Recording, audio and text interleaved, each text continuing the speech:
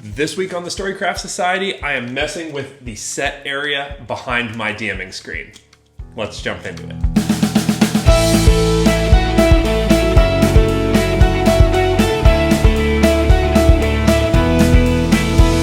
Welcome back to the channel, everybody. My name is Garmin. This is the Storycraft Society, and I did a DM tour. That's not right. I did a game room tour last week where I took you around behind my DMing area, all of the features that I have in my game room. And the one thing that I said is I'm always trying to make my game space more immersive. One of the ways that I would like to do that, I have wanted to do this for so long, is I've wanted to fix this area back behind my DMing area. All of my players are looking this way when I'm running the game, and I've always found that this window that's right here is just always, I don't want to say distracting, but it is a nice frame as I'm standing here, but it could be better. Thus, I started to come up with this idea. Now, the first thing that I'm gonna say is that this video is gonna be more of a vloggy style video because I'm just gonna be honest with you fine folks out there. I have no idea what I'm doing, more so now than in most videos. So this is all gonna be a learning process for me, and I'm really crossing my fingers that by the end of it, I will not hate how it looks. I guess if it's bad, it's just like baking a building. I can always pull it down and put something else up. And more importantly, that will lead me to the second thing that I'm going to say, which is the number one thing that I wanted about this is I did not want a permanent fixture. It's something that's going to go back in here that is not going to be modular. So what I've done so far is I've made these boards that notch in to the space. This is just big boards 2-inch thick of XPS foam. And then they fit into space there so that I can then treat that as my basic surface. With that said, hopefully you enjoy this. It's not gonna be a tutorial style video, it's more gonna be a vlog style video. And hopefully by the end of it, I've got a cool DMing set behind me. All right, let's go.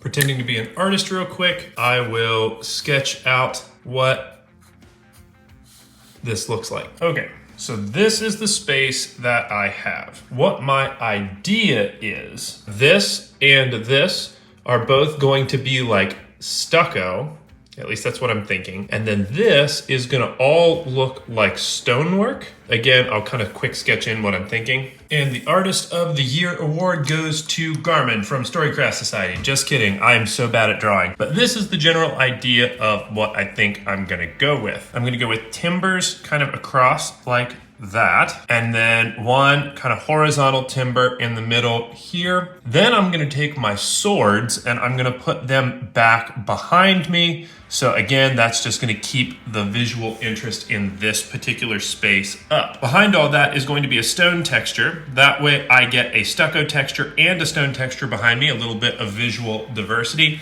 I'm thinking that this stucco texture is gonna be super easy to do. The stone texture I think is gonna be noticeably harder, but we'll see.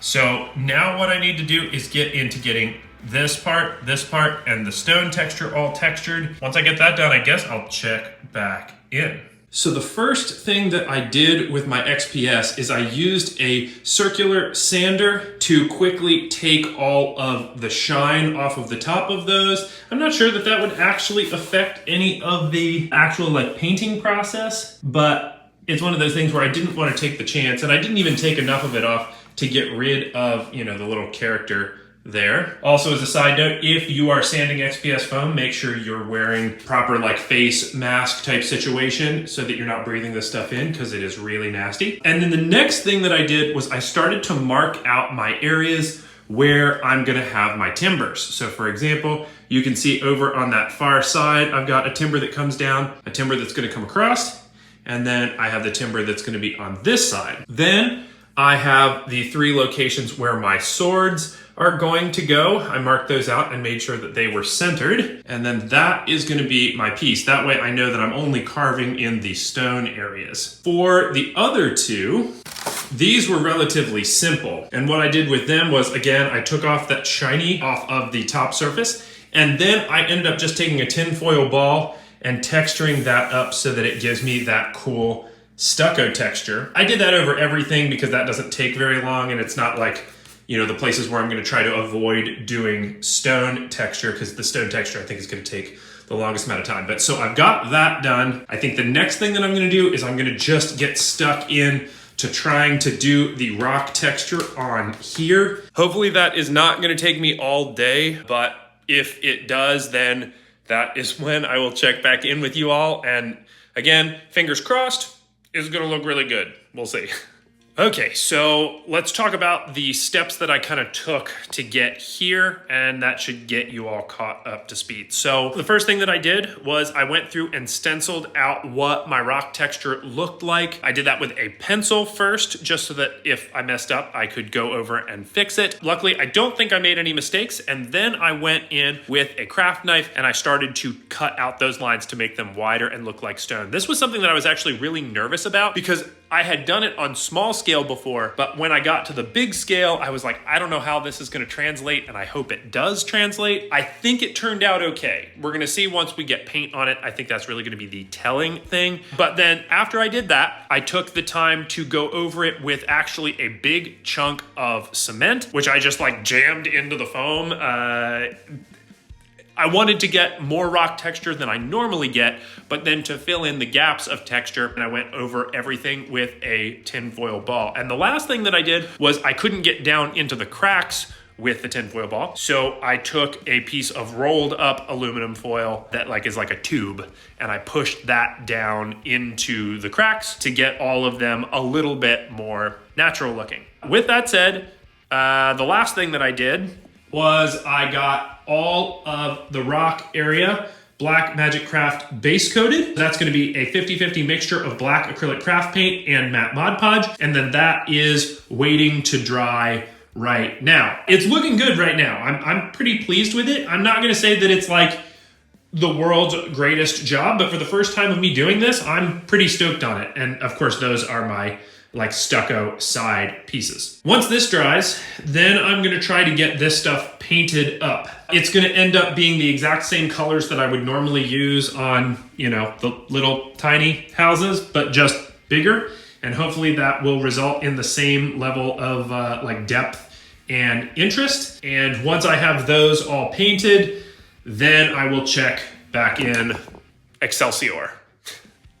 Okay, so this is gonna be some time warpy stuff, because at this point in the video, I am currently painting the back pieces, but for you, I will have already finished the back pieces. The challenges of filming YouTube. So now what I'd like to talk to you about is how I'm doing my timbers. And the main thing that I'd like to report here is how absolutely well all of my miniature techniques are translating up to full size stuff. Honestly, it's surprising me a decent amount, and definitely for the positive. Let's go through what I'm doing for my timbers. So the first thing that I'm doing is I'm starting out with a block of XPS foam. It's got the shiny bit on top, but it is, the size that it is. Then I'm moving on to taking my Alpha knife and I'm shaving down all of the edges to start getting a half timber kind of a look. I'm not worried about rough edges and stuff because that is going to get cleaned up in the next step, which is with good face protection. What I'm going to do is sand down all of those edges, not to get rid of them. I don't want to make it perfectly round, but I'm going to then take out all of the imperfections that I don't like. And there's a little bit of taste there. You have to know what to take out and what to leave. So then that gets me to here. And then once I have that done, then my final step is going to be taking my metal wire brush and scratching all of that into the surface to make the wood grain. Like I said, I'm not claiming to be a master foam carver, and definitely not at this scale. I'll repeat, this is my first time doing anything even remotely close to this scale. So I just am pleased, probably in the same way that we're pleased when we make our first house and we look at it and we're like, wow, that house is really nice. It's probably that level of pleased, and there's some of you out there that are probably looking at it going like, oh man, Garmin think that's good? Wow, that's not that good. But for me, I'm really, really, really pumped on it. So the next thing that I need to do from here, again, talking Time Lordy things, I've got to go finish painting my base pieces. But in the scheme of the video, what I need to do is I need to now get these Black Magic Craft base coated. and then I'm gonna paint them up in 3 different colors of brown. So that's going to be the typical wood colors that I do for those. Hopefully that turns out. When I get these painted up, then I will catch back up with you all and we can talk about assembling this whole thing. Ooh, I have finished painting. Turns out when you do bigger areas of foam, you have to paint more. That's interesting, but let's talk good news real quick. So probably the thing that I am most excited about is how much like my painting techniques from the little buildings translate up in a really positive way. I'm gonna repeat this over and over and over again through this video. I don't consider myself to be a master foam carver, and I don't think that what I've done here is like super ridiculous, fantastic quality, but I think it's really good for me. And hopefully that translates to you and your projects where, you know, it's okay to be good for you. It doesn't have to be good, you know, like you don't have to be a master at stuff. But here's what we got. One thing that I did do is I PVA glued my sword holders up there. So that's that. And then I got all of my timbers painted. For those of you who want to know like paint schemes and stuff, the formula for doing my wood paint colors was obviously Black Magic Craft base coat on the bottom, then a super watered down burnt umber, followed by a dry brushing, like a overbrushing, I guess is a better term, of Craft Smart Brown, followed by a dry brushing, an actual dry brushing this time, of Raw Sienna by Cream Coat or by Delta or whoever makes this. And then the last thing that I did was a dry brush over the top of a 50-50 mixture of the Raw Sienna and Apple Barrel Khaki. But that is how I ended up with my wood texture. And another thing that is important to mention is that this is not the lighting with which these are going to be seen. Again, I will flip you around here.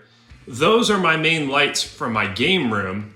These are my filming lights. So the thing is that they're throwing a lot more light in my direction right now than typically hit my DMing area. I purposefully set it up like this so my players get to be under the spotlight, literally, and I just kind of fade off into the side. But this now, when my players will look at me, they will see this behind me. However, it will be a little bit more shadowed than it is right here because it just has to be. So what is next? Next is going to be assembling this whole thing. I'm gonna be using hot glue to put the smaller timbers on these pieces. I'm gonna use hot glue to put this guy on this direction. These big long ones are complicated because with their situation, if I tried to use hot glue, by the time I got glue on the whole thing, it would be dry on the other side, which would make it pointless. So I think what I'm going to do, and I will obviously check back in for the outro if this works or not, but what I'm gonna do is PVA glue, white glue on those, and then I'm gonna run a screw in at the top, in the middle, and at the bottom from the back. And then what my hope is that that will make that, you know, hold the glue, then the glue eventually will dry and then it'll make it one big solid piece. Done, I think.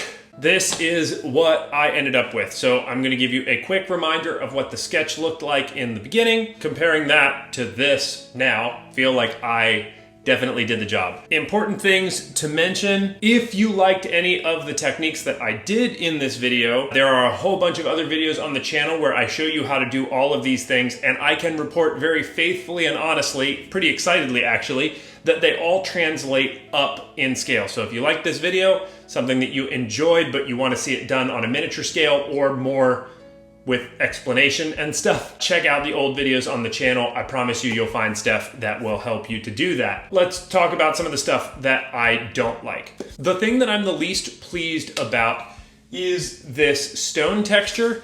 So it just doesn't quite look stony enough. I feel like, I'm not sure, honestly, I'm not even gonna try to give you an opinion because I'm not sure of my opinion yet, but the thing that I know is that I really, really, really like the wood texture. These timbers look awesome. The stucco is okay. The stone, I'm a little less excited about, but you know, this is all a learning curve, and this is the first time I've ever done anything in this scale. So, you know, take it as a learning opportunity. But that is gonna be the end of this little vlog. I ended up putting up a cool new DM backing area in a way that I'm super pleased with. Oh, one thing I failed to mention, this is modular. I could take this down if I wanted. I just have shims that kind of lock it all in place. If I decide that I would like to have the window back, I can just pull this out. Another thing that would be interesting kind of long term, I don't know if I'm going to be doing it anytime soon, but I could theoretically make different backdrops that fit back here.